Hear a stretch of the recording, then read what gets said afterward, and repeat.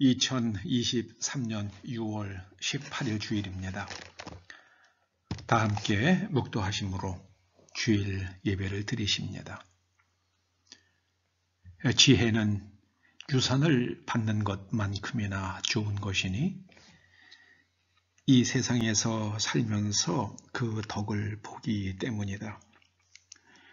돈이 사람을 보호하듯 지혜도 사람을 보호한다. 그러나 지혜를 깨우쳐 아는 지식이 더 좋은 까닭은 지혜가 그 사람의 목숨을 살려주기 때문이다. 아버지 하나님, 사람은 예나 지금이나 돈이 있어야 음식을 사고 잠잘 곳을 구할 수 있습니다. 또 몸을 가릴 수 있는 의복을 살 수 있습니다. 돈이 있어야 자녀를 가르칠 수도 있기에 저희는 돈이라는 관점으로 우리의 인생과 세상을 바라볼 때가 많습니다. 오늘 하나님께서 저희들에게 돈으로 나의 인생과 세상을 보지 말고 하나님의 관점으로 우리의 삶을 바라보는 사람 되라 말씀하실 때에 그것을 깨우치고 하나님께 나아가 하나님의 관점으로 우리 자신을 바라보는 법을 배울 수 있도록 우리에게 깨우침을 주시고 눈을 열어 주시옵소서. 예수님의 이름으로 기원하옵나이다. 아멘. 오늘 하나님께서 우리들에게 주시는 말씀은 누가복음 15장 25절에서 32절까지의 말씀입니다. 맏아들은 밭에 있다가 돌아와 집에 가까이 왔을 때에 풍악과 춤추는 소리를 듣고 한 종을 불러 이 무슨 일인가 물은데 대답하되 당신의 동생이 돌아왔음에 당신의 아버지가 건강한 그를 다시 맞아 드리게 됨으로 인하여 살찐 송아지를 잡았나이다 하니 그가 노하여 들어가고자 하지 아니하거늘 아버지가 나와서 권한대 아버지께 대답하여 이르되 내가 여러 해 아버지를 섬겨 명을 어김이 없거늘 내게는 염소 새끼라도 주어 나와 내 벗으로 즐기게 하신 일이 없더니 아버지의 살림을 창녀들과 함께 삼켜버린 이 아들이 돌아오매 이를 위하여 살찐 송아지를 잡으셨나이다. 아버지가 이르되 예 너는 항상 나와 함께 있으니 내 것이 다 네 것이로다. 이 내 동생은 죽었다가 살아났으며 내가 잃었다가 얻었기로 우리가 즐거워하고 기뻐하는 것이 마땅하다 하니라. 아멘. 관점과 신앙 이런 제목으로 오늘 말씀을 함께 상고해 보고자 합니다. 고대 히랍의 철인이었던 소크라테스의 이야기가 널리 알려져 있죠. 그는 사람들에게 너 자신을 알라 이런 말을 했다고 그러죠. 그런데 사실 너 자신을 알라는 말은 소크라테스가 처음 한 말은 아니라고 그럽니다. 한 여행가가 남긴 글에 따르면 델포이의 아폴로 신전 전실 기둥에 이 새겨져 있는 글귀가 너 자신을 알라라고 합니다. 너 자신을 알라. 그런 글귀가 새겨져 있었다고 합니다. 그리스 신화에서 아폴로는 예언을 관장하는 신입니다. 예언. 사람들이 찾아와 신탁을 구할 때에 그 신정의 무녀들이 이제 신탁을 전해주는 그런 문화가 있었다고 그러죠. 한 남자가 아폴로 신전을 찾아가서 그곳에 있는 여사제, 곧 무녀에게 묻습니다. 아테네에서 누가 가장 지혜로운 사람인지 신탁을 구했다고 합니다. 그때 무녀가 신탁을 전하는데 참 놀라운 이름 하나가 나옵니다. 아테네에서 가장 지혜로운 사람은 소크라테스입니다. 소크라테스. 소크라테스는 그리 유명한 사람은 아니었다고 합니다. 그러나 그는 현자들을 찾아가 배우려고 애썼다고 합니다. 소크라테스가 질문을 자기가 궁금해하는 것들을 알고 싶은 것들을 현자들에게 질문을 하게 되는데요. 두 번, 세 번째 질문이 3개가 넘어가지 못해서 현자라고 소문이 났고 스스로 지혜롭다고 자처하는 사람들이 답변을 하지 못하더라는 겁니다. 그래서 소크라테스는 젊은이들에게 너 자신을 알라고 그렇게 이야기했다고 그럽니다. 소크라테스는 현자들을 찾아가 배우려고 애쓴 사람이었습니다. 그러다가 당대의 가장 지혜로운 경지에 이른 사람이 됐죠. 아주 유명한 일본에서 경영의 신이라고 불린 마쓰시다 고노스케는 초등학교만 졸업했다고 그러죠. 거기에다가 몸도 매우 약했다고 합니다. 마쓰시다 고노스케는 누구를 만나든 자기보다 공부를 다 많이 한 거예요. 웬만하면 중학교는 나오니까요. 그런데 자기는 초등학교밖에 졸업을 못했으니 모든 사람들이 다 자기보다 많이 알고 그래서 사람들에게 배우려고 애를 썼다고 합니다. 결국 마쓰시다 고노스케는 참으로 현명해졌고요. 일본에서 경영의 신이라고 칭송받는 자리까지 성장해 갔습니다. 홍콩의 리카싱이라는 부자도 그렇다고 그러죠. 그 사람은 중학교만 졸업한 사람이라고 그럽니다. 그런데 만나는 사람들마다 자기보다 다 공부를 많이 했으니까 배우려고 참 애를 썼다고 그럽니다.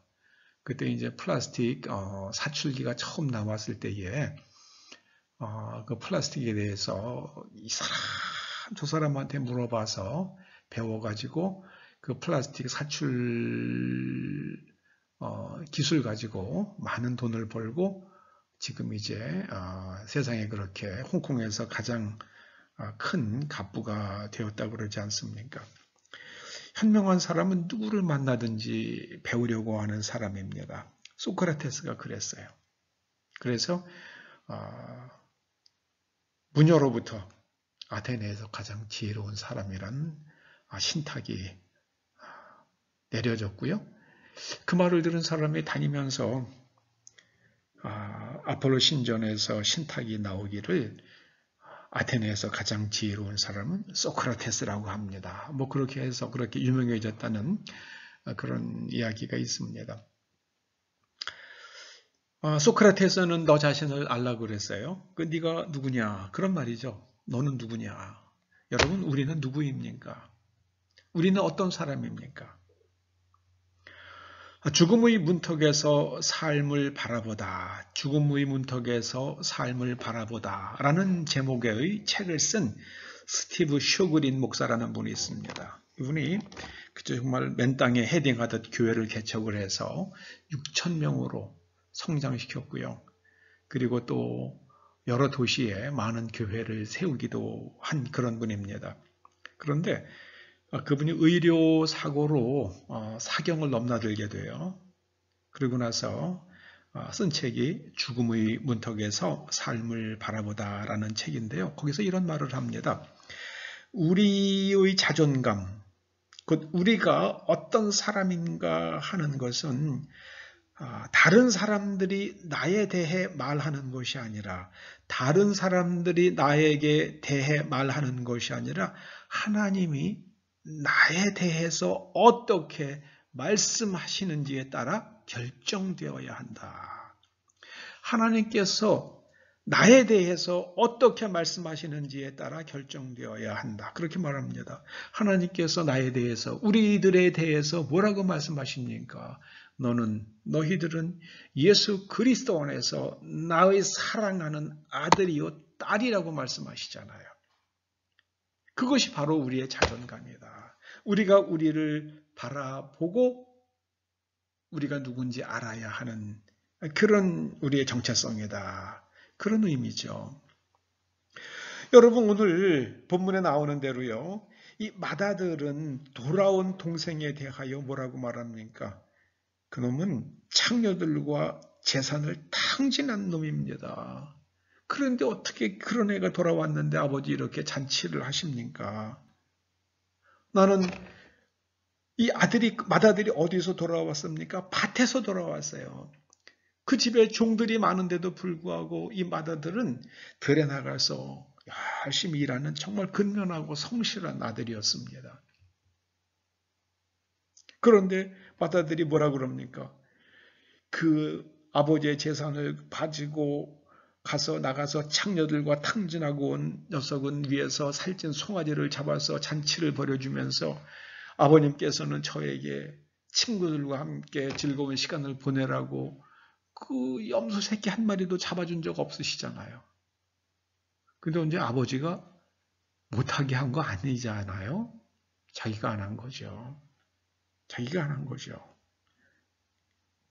이 맏아들이 동생에 대해서, 돌아온 탕자 동생에 대해서 지적한 것은 팩트죠. 맞는 말입니다. 정확한 표현입니다. 그런데 아버지는 어떻게 생각을 합니까? 죽은 자식이 돌아온 거라고 생각을 하잖아요. 죽었을지도 모른다고 그렇게 근심하던 아들이 그 집꼴로 돌아오긴 했지만은 몸성이 돌아온 것만 해도 더할 나위 없이 반가웠습니다.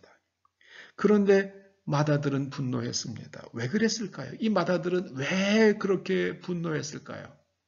이 아버지가 맏아들에게 하는 말 속에 우리가 그 맏아들이 분노한 이유를 추측해 볼 수 있는 중요한 근거가 있죠. 아버지가 그렇게 분노하는 맏아들을 향해서 뭐라 그럽니까? 얘야, 너는 항상 나와 함께 있고, 그리고 내 재산이 전부 네 거 아니냐. 내 재산이 전부 네 거 아니냐. 벌써 아버지는 이 맏아들이 돈에 대해서 굉장히 관심이 있고 재산을 늘리려고 애를 쓴다는 걸 알아요. 그 돈 중심으로 세상을 바라보는 걸 압니다. 이 동생은 어떤 사람이었습니까? 그냥 인생의 쾌락을 추구하는 사람이었어요. 그 프로이드라는 사람이 사람은 세 개의 영역으로 구성되어 있다고 말하죠. 사람의 내면 세계가 이드와 이고와 에고요. 우리가 흔히 에고라고 발음을 하죠. 이드와 이고와 슈퍼이고. 슈퍼이고는 도덕과 이런 그 공동체의 아주 최상의 가치 체계를 말하죠. 그 다음에 에고는 이 이드와 이 슈퍼 에고를 갖다가 조종해가는 자기, 이게 바로 셀프예요. 이고가, 자아입니다. 그리고 이드는 본능이죠. 쉽게 말하면 본능입니다. 본능에 이끌리는 내면의 충동이죠. 본능에 끌려가는 내면의 충동, 그게 이드죠. 이 작은 아들은 이드에 끌려갔어요. 본능에 끌려갔습니다. 아들은 슈퍼 이고를 따라서 자기 자신을 그렇게 끌고 가긴 하는데 작은 이 맏아들의 관점은 돈이었어요. 자, 동생이 돌아왔습니다. 동생이 집을 떠날 때의 재산이 100이었다고 하십시다. 그래서 이제 아버지 돌아가셨다고 치고 제 몫을 주십시오. 글쎄요, 동생이 한 100 중에서 40을 가져갔을지 30을 가져갔을지 절반을 가져갔을지 모르겠어요. 그런데 맏아들보다는 몫이 좀 작았겠죠. 우리가 한 30쯤 가져갔다고 치십시다. 그때 70이 있었는데 이 맏아들이 여러 해 동안 열심히 일했으니까 그 70이 뭐 120으로 늘었는지도 모르죠. 그 이제 동생이 돌아왔습니다. 그 동생이 그렇게 말할 수 있잖아요. 맞습니다, 형님. 내가 아버지 재산 30 가지고 나갔습니다. 그때 형님 재산, 형님 몫이 70 인정합니다. 그런데 지금 아버지 재산이 120입니다. 그러니까 50에 대해서 또 30%는 내가 가져갈 수 있는 건 아닙니까? 내놓으시오. 이럴 수 있는, 법적으로 그럴 수 있잖아요. 70은 형님 겁니다. 오케이. 동의합니다. 그러면 지금은 재산이 120이니까 그 50회 중에서 형님 몫도 70% 가져가십시오. 30% 15개는 내 겁니다. 뭐 그럴 수 있잖아요. 이 형은, 맏아들은요, 이 동생이 왔으니까는 이제 또 거기다가 또 유산 또 싸움이 나는 게, 그리고 동생한테 무엇인가를 줘야 된다는 게 아까운 거죠. 그러니까 아버지가 그 맏아들의 마음을, 심중을 꿰뚫어 보고요. 야, 내 재산이 다 네 거 아니냐. 내 재산이 네 거 아니냐. 그러니까는 돈에 대해서는 신경 꺼라. 그리고 다 네 거야, 이제는. 내가 가지고 있는 걸 다 넣어줄게. 다만 죽었다가 살아온 네 동생, 걔가 건강히 돌아온 것, 그건 우리가 기뻐하자. 지금 아버지는 이게 내 자식 사랑으로 큰아들과 작은아들을 바라보는데요. 이 작은아들은 인생 즐기자는 쪽으로 나가고요. 큰아들은 돈으로 지금 동생을 바라보고 있는 겁니다. 관점이 우리의 존재입니다. 관점에 따라서 우리 존재가 달라집니다. 유다의 아들 가운데 아들이 셋이 있잖아요. 예. 둘째 아들이 오난이죠. 형이 죽었잖아요. 그래서 이제 형사 취수 그런 거에 따라 가지고 오난이 이제 형수와 다말과 이제 동침을 했는데, 오난이 생각을 해보니까 이 다말이 그렇게 가서 아들을 낳게 되면은, 자식을 낳게 되면, 자기 이제 지금 형이 죽었기 때문에 형의 그 가문을 이어갈 수 있는 자식이 없으면은 이제 재산은 자기와 동생 둘이서 나누면 되는 거예요. 그런데 이제 다말이 아기를 낳으면은 자기의 몫이, 형이 큰 아들이니까 그쪽으로 많이 가고 자기의 몫이 팍 줄어들 거 아닙니까? 근데 형수하고 동침을 하는 거는 즐겼어요. 그리고 나서 맨 나중에 아이를 낳게 되는 것은 몸 바깥에다가, 형수의 몸 바깥에다가 설정을 하잖아요. 그래서 아기를 못 낳게 만들잖아요. 그럴 거면은 형수도 손을 대지 말았어야지. 그러니까 하나님께서 보시니까는 이 오난이란 놈이 이게 얼마나 나쁜 놈입니까? 형수를 그렇게 했으면, 형수는 아이를 낳아야지만이 유산을 물려받고, 그리고 나중에 그 아들이 자기를 봉양해 주잖아요. 예전에는 남편과 자식이 생존의 근거란 말이에요. 오나는 형수에게 생존의 근거를 주지 않으면서 형수의 몸은 탐닉을 합니다. 이게 나쁘죠. 아주 심보가 아주 고약하죠. 그 하나님께서 오난을 갖다가 죽이시는 겁니다. 그의 생명을 취해가신 겁니다. 여기 지금 이 큰 맏아들은요, 돈이라는 관점으로 지금 동생이 돌아온 거를 바라보잖아요. 와가지고요, 이제 또 유산 나누자고. 그때 70, 70, 그 형님 거 70 인정합니다. 근데 아버지 재산이 지금 늘었잖아요. 그럼 50 중에서, 그거는 나눕시다. 그러고 들어오면은, 이게 법정에 가서, 만약에 제가 재판관인데 법정에 가서 이렇게 얘기하면은요, 저는 동생 편을 들어줄 것 같아요. 왜냐하면 그때까지는 이 맏아들이 애를 많이 썼지만, 맏아들은 상속을 아직 받지 않았잖아요. 그 다 아버지 재산이잖아요. 그러니까는 동생이 제가 나갈 때 아버지 돌아가셨다고 생각을 하고 100 중에 30 가져갔습니다. 우리 형님 몫이 맏아들이니까 70 인정합니다. 동의합니다. 근데 지금 늘어나서 50이니까 그 중에서 맏아들, 작은 아들의 몫은 제가 달라고 주장할 수 있겠습니다. 제가 판사라고 그러면 네 주장 일리 있다. 그래 15는 동생 줘라. 이렇게 할 것 같아요. 맏아들은 그게 싫었던 거죠. 그러니까는 나는 염소 한 마리를 잡아가지고 파티도 하지 않으면서 이렇게 재산을 열심히 일해서 제 아버지 재산을 늘렸는데 왜 저놈에게 주어야 합니까? 그 아버지가 뭐라 그럽니까? 그래 내 거 다 니 해라. 내 거 다 니 거야. 걱정하지 말고. 그런데 죽었다가 죽은 줄 알았던 네 동생이 살아온 거 그거는 우리 기뻐하자. 여러분 이 관점을요 우리가 물질로서 관점을 삼을 게 아니라 하나님의 관점으로 내 자신과 우리 자식들과 우리 인생과 그리고 세상과 대한민국의 앞날을 바라보십시다. 이것이 오늘 하나님께서 이 맏아들의 돈이라는 관점으로 동생을 바라보는 맏아들을 통해서 우리들에게 깨우쳐 주시는 거예요. 너희 자신을 돈이라는 관점으로 바라보지 마라 말씀하십니다. 우리가 남보다 좀 재산이 있다고 그래가지고요. 그래가지고 우리가 우쭐한다고 그러면은 나보다 훨씬 재산이 많은 사람 앞에 가면 우리는 허물어지잖아요. 지금 그러고 있는 나라가 중국 아닙니까? 미국 앞에 가면은 한없이 작아지잖아요.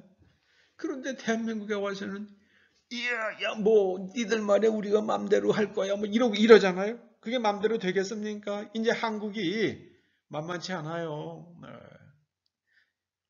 어떤 군사 전문가가 그러더라고요.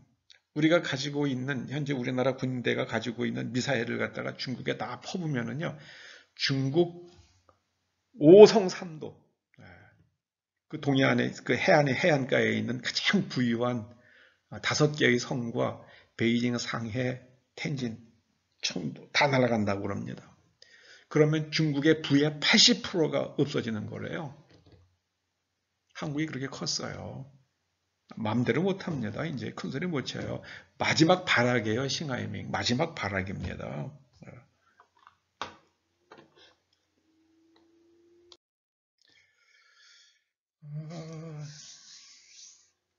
한하운이라는 시인을 혹시 아십니까? 이 한하운 시인은요. 한센병을 앓았던 것으로 그렇게 알려져 있는 시인이죠. 이분이 1919년에 태어나서 1975년에 작고한 분입니다. 이분이 20대 젊은 나이에 한센병이 발병합니다. 함흥분이에요. 함흥에서 태어나서 함흥에서 살았어요. 근데 집안이 좀 재산이 있었던가 봐요. 근데 해방 후에 공산주의자들에게 전 재산을 몰수당합니다. 그래서 이 한하운은 공산당원들이 가져가지 않은 책, 그걸 길에서 팔면서 삶을 이어가다가 점점 병세가 깊어지자 약을 구하기 위해서 월남합니다. 참 하늘의 자비로 1959년에 한센병에서 완치되었다는 판정을 받습니다. 그는 시인으로 활동하다가 1975년에 작고했는데요. 그가 몇 권의 시집을 남겼는데 그 중에 황톳길이라는 시집이 있고요. 그 가운데에 전라도 가는 길이란 시가 널리 알려져 있습니다. 이렇습니다. 가도 가도 붉은 황톳길, 숨 막히는 더위뿐이더라. 낯선 친구 만나면 우리들 문둥이끼리 반갑다.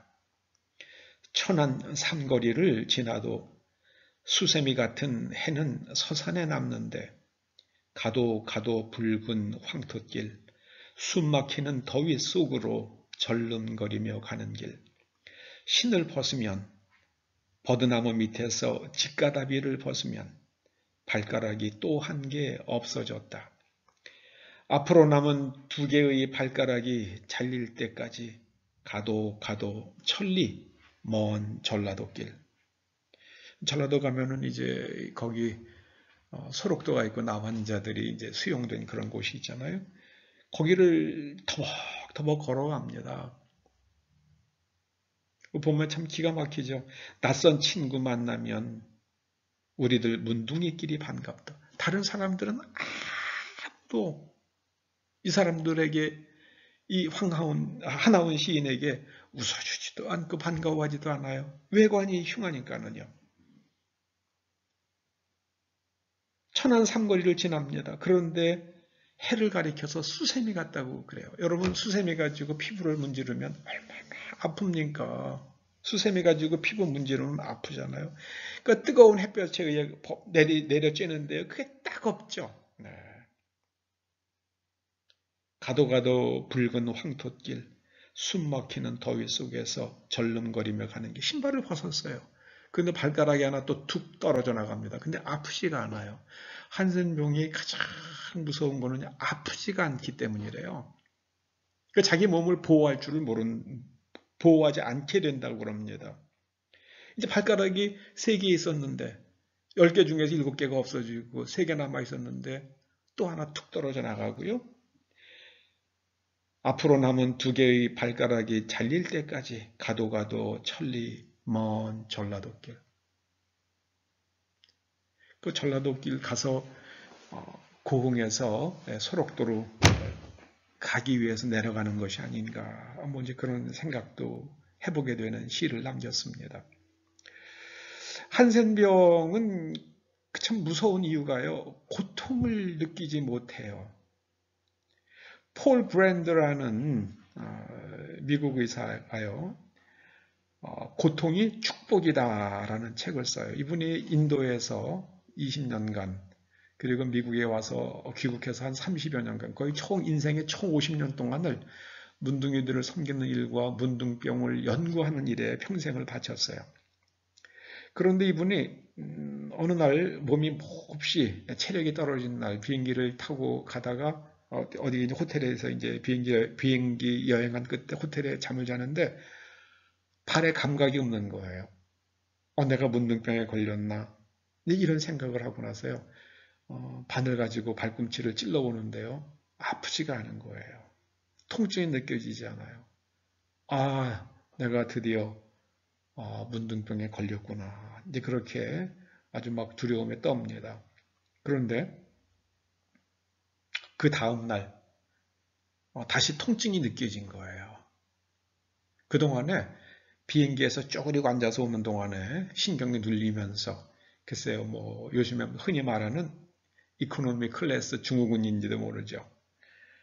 거기서 통증이 느껴지지 않다가 다시 이제 눌렸던 신경이 회복이 되면서 다시 통증이 느껴졌을 때 그때가 자기 인생에서 가장 행복한 날이었다고, 가장 기쁜 날이었다고 그렇게 회상을 하더라고요. 그 책에서. 한센병은 이 문둥병은 고통을 느끼지 못하죠. 그러니까 예수님께서 문둥병 환자들을 치유해 주셨다는, 깨끗하게 고쳐주셨다는 것은요, 고통을 느끼지 못하는 사람이 고통을 느낄 수 있게 만들어 주셨다는 역설이죠. 여러분, 우리가 살면서 여러 가지 일을 겪고 마음의 고통을 느낍니다. 이게 축복이라는 거예요. 폴 브랜드 박사는 이게 축복이라는 겁니다. 고통은 육체로만 느끼는 게 아니라 마음으로도 느끼죠. 이번에 최근에 문제가 되는 그 젊은 여성이 그 다른 말종 아무런 원한 관계도 없는 사람을 죽였잖아요. 고통을 느끼지 않는 거예요. 다른 사람을 죽이면서. 그 사람의 고통을 공감하지를 못하는 겁니다. 그게 죽었기 때문에. 이 안에서 뭐가 죽어나간 거예요. 여러분, 큰아들은 돈이라는 관점으로 동생을 바라보다가 동생이 거기서 고생하고 살아오면서 겪은 그 힘들었던 일, 아팠던 일, 그게 관심이 없어요.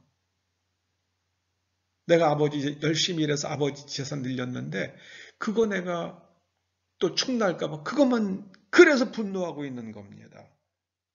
오늘 하나님께서 우리들에게 말씀하시는 게요. 돈이라는 관점으로 너의 인생을 바라보지 마라.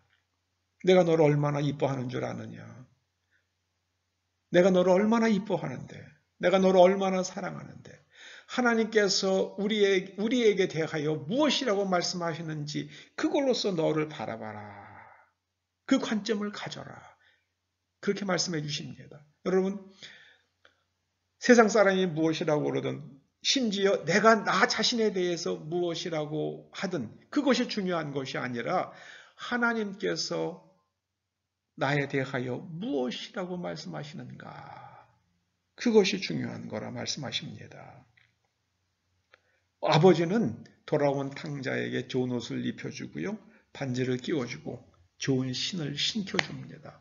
그리고 살진 송아지를 잡아서 잔치를 엽니다. 하나님께서 우리의 존재, 우리가 이루어낸 우리의 생의 족적 그 자체를 우리 하나님 아버지 앞에 돌아온 우리의 삶 자체를 하나님께서 기뻐하십니다.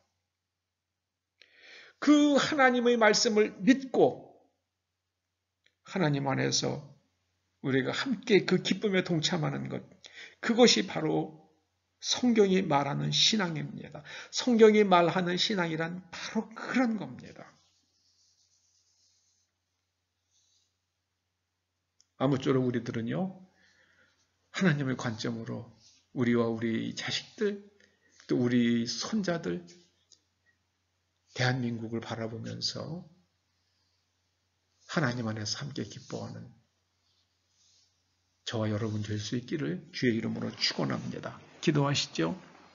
세상에 무엇이라 하든 심지어 우리들 자신이 우리들에 대하여 무엇이라고 평가하든 우리는 오직 하나님께서 말씀하시는 대로 우리 자신을 바라보며 하나님의 관점으로 우리의 삶을 바라보며 하나님의 기쁨에 참여하는 하나님의 뜻을 이루어 드리는 삶을 사는 우리 자신이 되게 하여 주시옵소서.